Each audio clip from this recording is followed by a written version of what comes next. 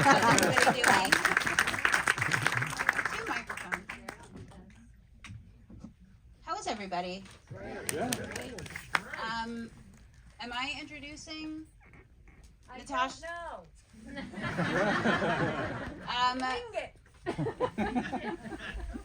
Well, what can I say? I'm just going to bring out Natasha Lyonne, star of Poker Face.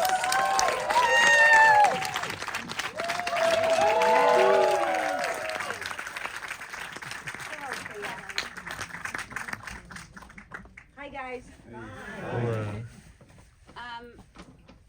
I was not in here when they were watching this episode, but I have watched this episode and the entire show. Wow. Yeah. Even the finale. Even the finale. Wow. I fast forwarded through a couple parts of the finale, but mostly I was watching it. And as someone who has known you for a very long time, Yes. I've seen quite a bit of your work. Uh-huh. And I'm a huge fan of yours before we Thanks. met, and then surprisingly still after. Weird that this never came up. Well, you know 25 that years, best friends. I feel most comfortable expressing my feelings in front of a room full of Yes. people. So, And I feel safest using this as a cup holder. but I was so, watching the show, I was so blown away by your performance. It was something I hadn't seen you really do. It was like the performance was so lived in from the moment you came on screen. I knew exactly who Charlie was and really just had so much fun watching you every week, and was very sad when it was over, but I'm excited that it's a show and I get to spend more time with Charlie. And I guess Thank you. my question to you is how, because this is something you sort of conceived of with Ryan, right? Ryan Johnson. How did you meet him, and then how did this Ryan come about? Jordan. Ryan Jordan. Yeah. Yeah. How did you meet Ryan, and how did this come about? Let's see. Well, first of all, thanks. And thanks for doing this. And thank you guys for being here. And thanks for having all these iPhones. I just want to thank Apple. And the late great Steve Jobs for how he's contributed to this evening. Ryan and I, what happened? I guess, I was friends with Karina Longworth. Applause, I'm holding. It's Ryan's wife, and she's incredible. I'd reached out to her in an attempt to adapt one of the episodes of her podcast, something on Paul Robeson and Lena Horne. We became friends. Show did not get made. Poker Face did. Hopefully, but Karina and I were, stayed friends. And who knows, that show might still get made. We were at a book signing of hers, and Ryan and I ended up on the sofa waiting while she signed books. And we got to talking. Maybe we were sort of like Twitter pals or something. Back when there was Twitter, remember? Yeah. It was sort of this space you would go to and you would just fuck around. And then it changed, I guess. So we just started sort of, I guess, riffing about this thing. I think Ryan had a pretty clear vision, I would say. Maybe one of the most precise, humble geniuses I've ever met. We would just start like meeting at Little Dom's and eat spaghetti and think about things and talk about movies like Fat City, you know that movie? Susan Terrell and Jeff Bridges. Of course, we talked about The Long Goodbye, Altman's The Long Goodbye, and obviously Russian Doll had a lot of that sort of Philip Marlowe in it. Thank you also. Look at this is fucking great. It's a real buoying my spirits tonight.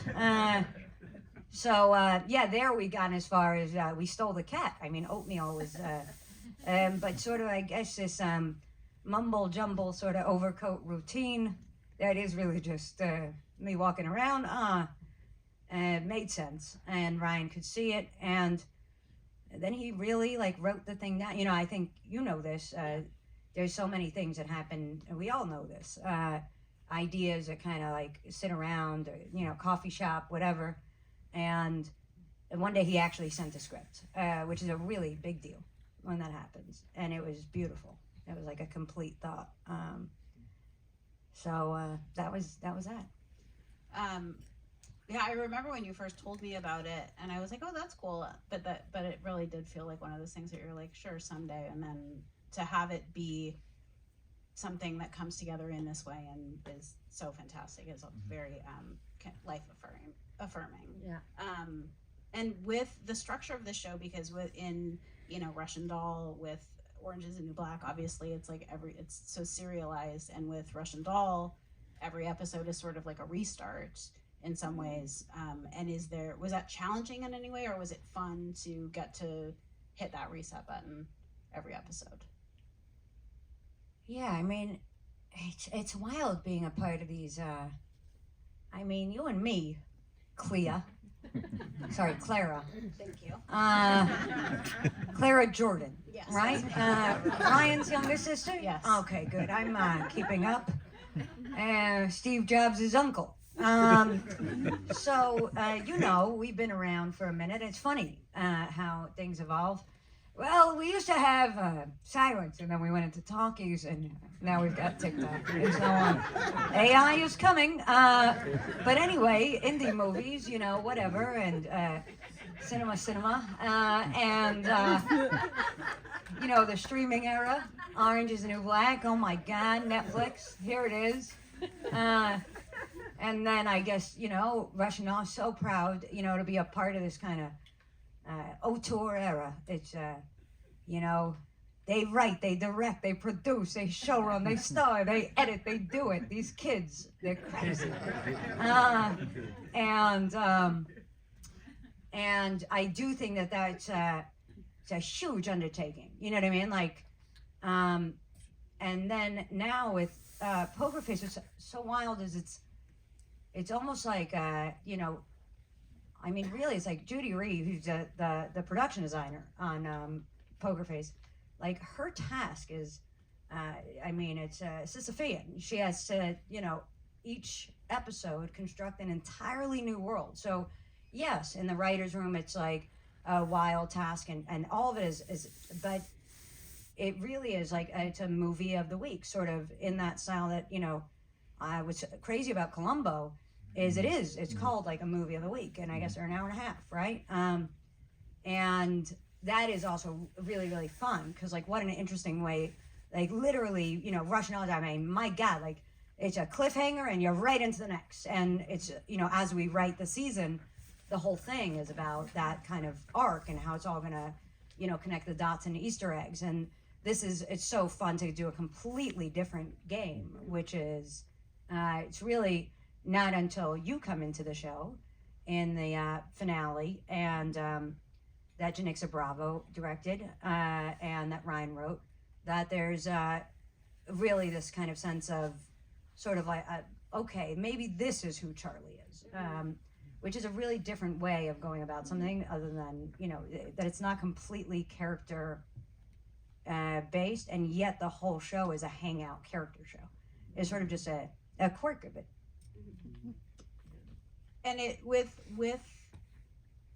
so much of, you learn so much about a character through the way they interact with other people, and when they are interacting with strangers every time, you learn different things about them, but you had so many incredible guest stars on the show, and don't feel self-conscious about having to mention your favorite one. Yeah, I would say it was the girl who played my sister.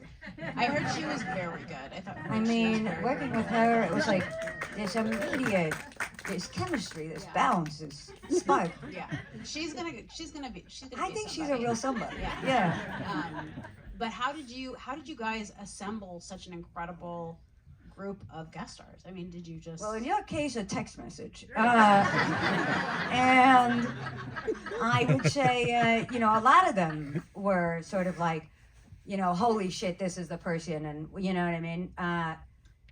Some cases were complex. There was some text messages that led to like, well, we've got no COVID vaccine. Okay, I guess we're in this era.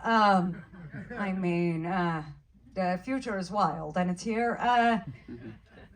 But yeah, I mean, it was just each sort of story would kind of, want its own universe. The one that I got to co-write with Alice Jew and direct, this Phil Tippett one, was wild. It was like Ryan just, he was like texting me. I was in Mexico with this Phil Tippett documentary, and then the entire thing was sort of spawned from there. So it's like, I think that Ryan would have these sort of ideas for what it was, and then as they sort of came to life, it would become clear what kind of a person it was. Like that ultimately, that episode, the Orpheus syndrome, because we like to keep the names casual, is you don't want to be grandiose when you're titling an episode or anything, and so that was really about sort of this moment of like, okay, you're stuck in the past, but also the future is here. So, if you're talking about practical effects, but it's also in a world of sort of CGI, and can you keep up, and what is it to have resentments from, the past and that burden, and all of a sudden somebody like Nick Nolte is like, holy shit, imagine if this giant came in and sort of realized that, and becomes sort of clear, or in the case of, our dynamic, it's like, we've got this sort of lean real estate to sort of tell the fucking whole history of what it might have been like for, imagine the sort of pros and cons, I guess, of having this gift that might have been a curse if you were a kid. And, what was that house like? Like, we would talk about things like, did the parents get divorced? Because I was like, oh no, dad's cheating, like, what would it mean to be a kid in that house? Or like, oh, actually, no, you were out last night partying. I saw you sneak out. Like, what would it be like to have this sort of somebody who can always perceive the truth? So in the case of us, it was really about making sure that we had enough history that right away that relationship would feel alive. Mm-hmm. So, they're all sort of different, and Mary Verneau is extraordinary. Yeah, she knows how to get it. Yeah, she does know how to get it. Yes, she does. Working with Benjamin Bratt, who is really the person you have the most work with in the show, was there any preparation you guys did together, or did you guys just jump in? Well, I'm trying to think. We did do some sort of like readings in my house, but Ben was not there, or as I call him, the baby brat, and only because he's literally the loveliest guy in the history of the world, so it's funny. He's a real gentleman. I don't recall a ton of, no, in fact, I know there was no rehearsal, because I remember shocking and terrifying. Shock and awe, that's how I like to do it. Benjamin Bratt's first experience, I now am remembering panels from before the strike. And I guess I really spooked him the first day, because I walked into the elevator, which was on set. It was on a stage, and I'm supposed to be all jacked up on the coffee. And so he thought I just talked like that. And I guess because, I'd never taken an acting class or formal anything, although Terry Knickerbocker, who's extraordinary, who Sam Rockwell made me start working with against my will, and has really saved my life and career. He's fucking awesome, Terry. So I think that accidentally sometimes I'm doing this, staying alive in the character business without realizing it's happening. And so, I just kind of walked into the elevator and started the scene. And Ben, I guess, was very spooked by that. And then later, just to fuck with him, I was like, Johnny Cash, is he really that great? And he was very confused, because who attacks Johnny Cash? We all love Johnny Cash. So he was relieved to hear that was a joke. But it took him a second. So no rehearsal.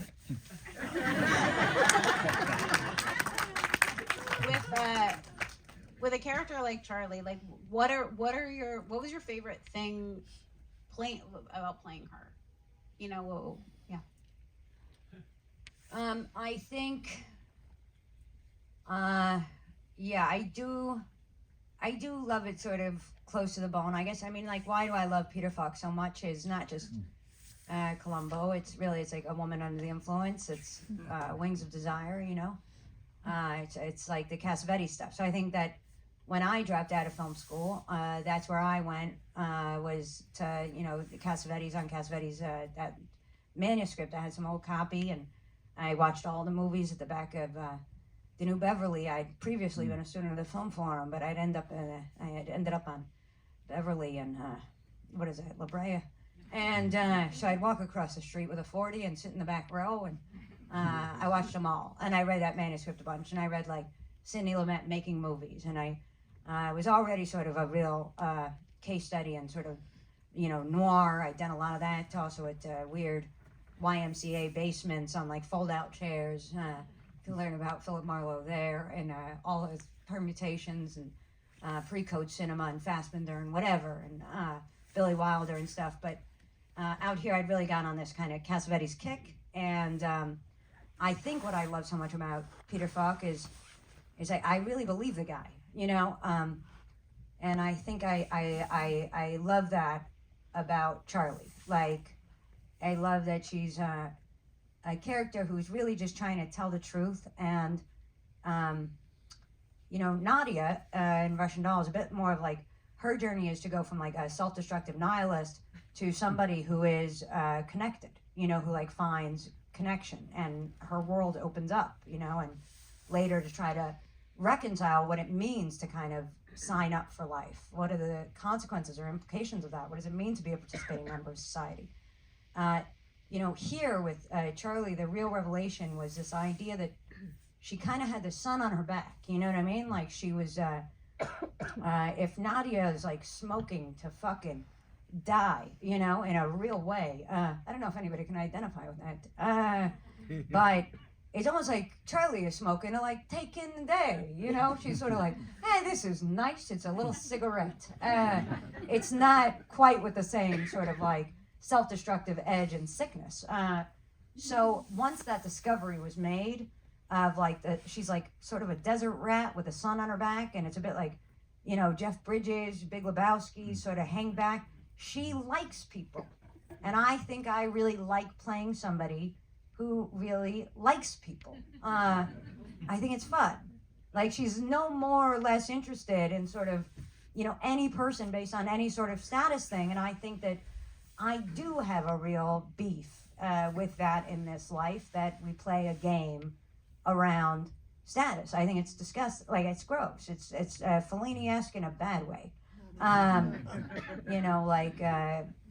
Toby Dammit, the Terrence Stamp one from Spirits of the Dead. So that's a bad thing. So I say boo to that. So I like that Charlie is sort of kind of an everyman, And I would say that Nadia is probably a bit more of like, I don't know, like a like pseudo-intellectual, like elitist in a way, of like, oh, you're not smart enough to come over here. Charlie's the opposite of like, maybe you're not smart enough, maybe you haven't caught this, come with me. Allow me to show you this puzzle. And it is a lot like Ryan in the writer's room, where we'll all be sitting around, everybody's kicking around ideas, and he's kind of quiet a while, and then he'll just sort of like hold up a drawing, and he'll be like, something like this, and it's the entire episode drawn out. And that's a thing of magic. Yeah, Charlie has a real generosity of spirit to her. I'm sorry I interrupted the... You can applaud. I think that's where it is. Yeah, there is a real generosity of spirit to her, and I love the show, and I love your performance in it, and I love you, and thank you very much for being here, doing this. But I love you, Clea Duvall. No, I love you. I love you, Clea Duvall. Hey guys, thanks so much. All right. See you in the cloud.